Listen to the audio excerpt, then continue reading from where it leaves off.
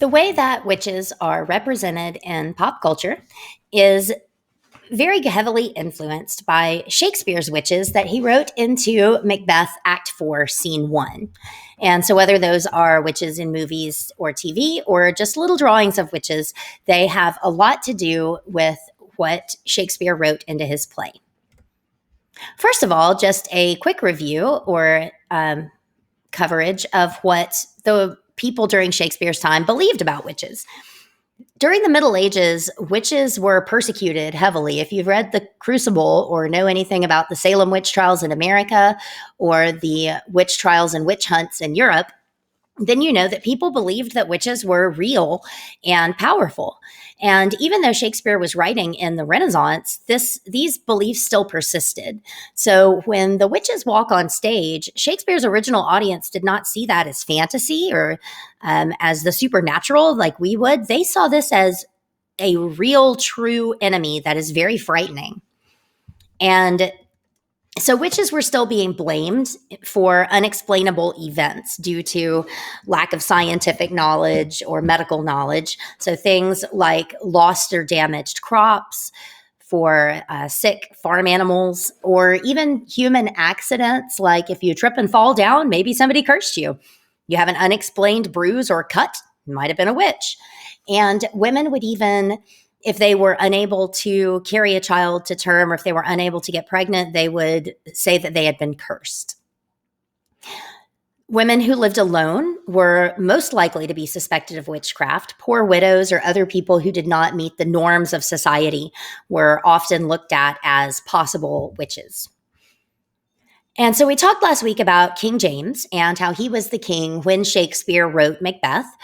And one thing that Shakespeare knew about King James is that King James loved witchcraft. He was fascinated by it, so much so that he himself wrote a book about witchcraft called Demonology.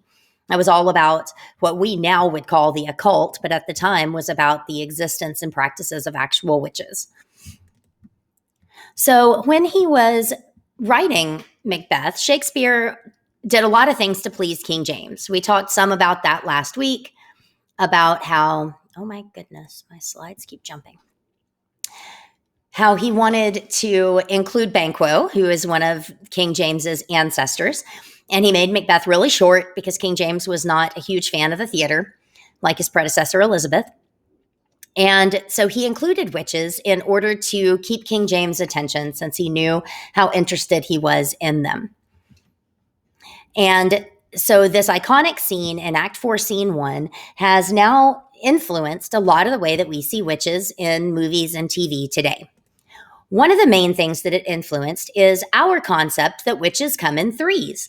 Quite often when you see witches in TV shows or in movies, like Hocus Pocus here, there are three of them.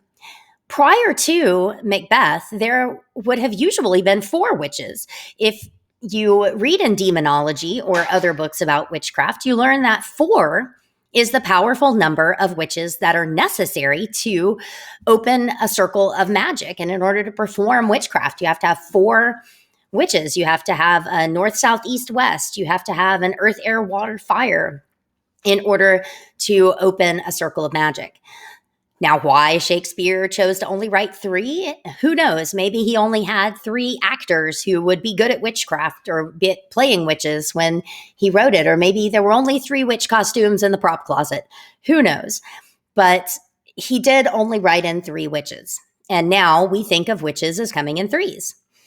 Now, there are scenes with Hecate, the queen of the witches, and we know that in the course of the plot, Hecate is mad at the witches for meeting without her, fulfilling that idea that there are supposed to be four.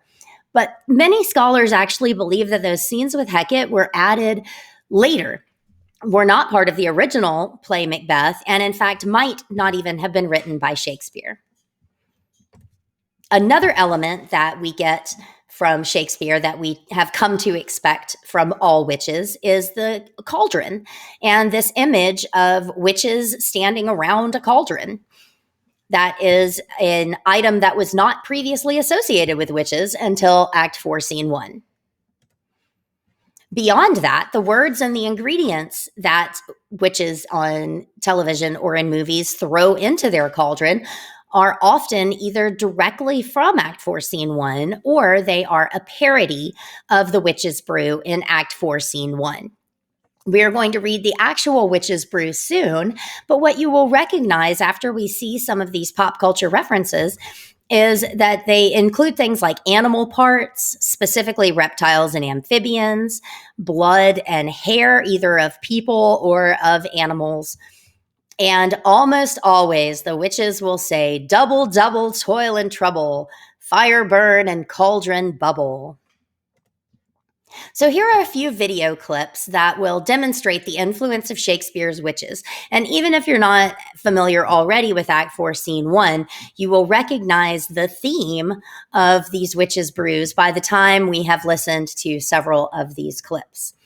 This first one is a song that was from Halloween Town 2. I'm sure you guys remember Halloween Town. I'm not sure how popular the sequel was, but this is a song from the second movie, and pay attention to the lyrics of this section.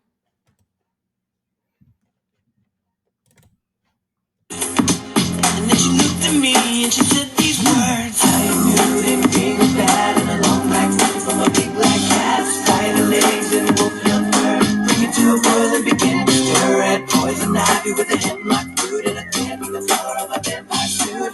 Guaranteed with your money back too, but be careful when you mess with witches. All right. So, although that might have sounded like the Backstreet Boys were making a witch's brew, the ingredients are very similar to these other ones that you will see. Here's a very short clip that just demonstrates that even the cartoons paid attention to Shakespeare.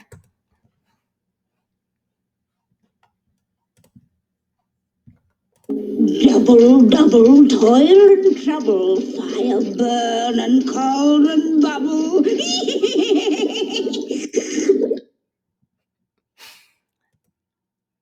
All right, now this is a more recent example from The Chilling Adventures of Sabrina, which is Netflix's remake of the Sabrina the Teenage Witch.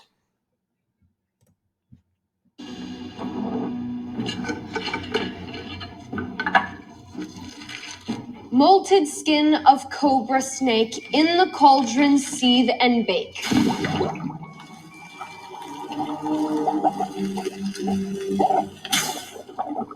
The potion remains stable. Nicholas, you may choose. Cool it with newborn's blood, and the brew will be firm and good. Well done. All right.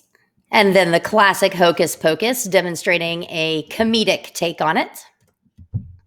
Roxanne, I remember it like it was yesterday. Oil of boil and a dead man's nose. Dead man's toes! She's trying to concentrate. His thumb. Or was it his gum? A dead man's bun. Is it bun? Sounds like mums. Buns. Tongues. Tongues. Dead man's chunks. Is there such things? Chunks. You're right. Then it's no use. I don't remember the ingredients. I've got to have my book.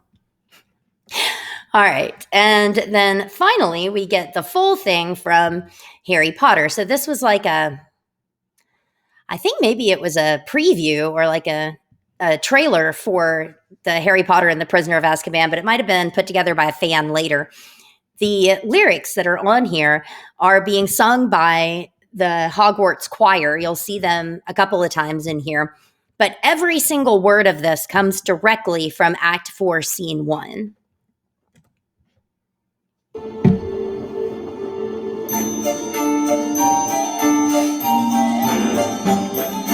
Double, double, toil and trouble, fire burn and cauldron bubble. Double, double, toil and trouble, something wicked this way comes. I felt and tongue from, wool about and tongue of dog. Where the smoke and blood would steam, is the snake and now let's breathe.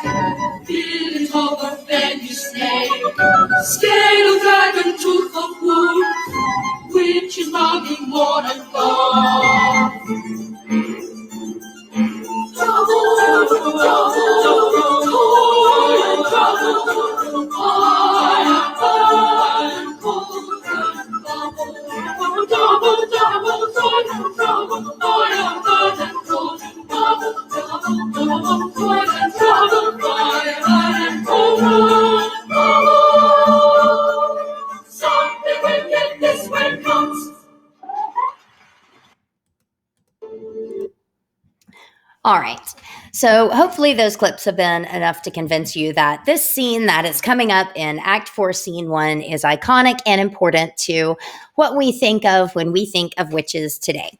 Now you will have an opportunity to write your own witches brews, and we are going to do that like a Mad Libs. So you should find on Kidim the files that have first the fill in the blank. So this works best if you fill in the chart without looking at the story. Then after you fill in the chart, you then look at the story and fill in your blanks appropriately. And we will read them and share them. If you're in the live lesson, you'll be able to do that with a partner. If you are doing this on your own, then there is a place where you can record that or upload your worksheet. Have fun.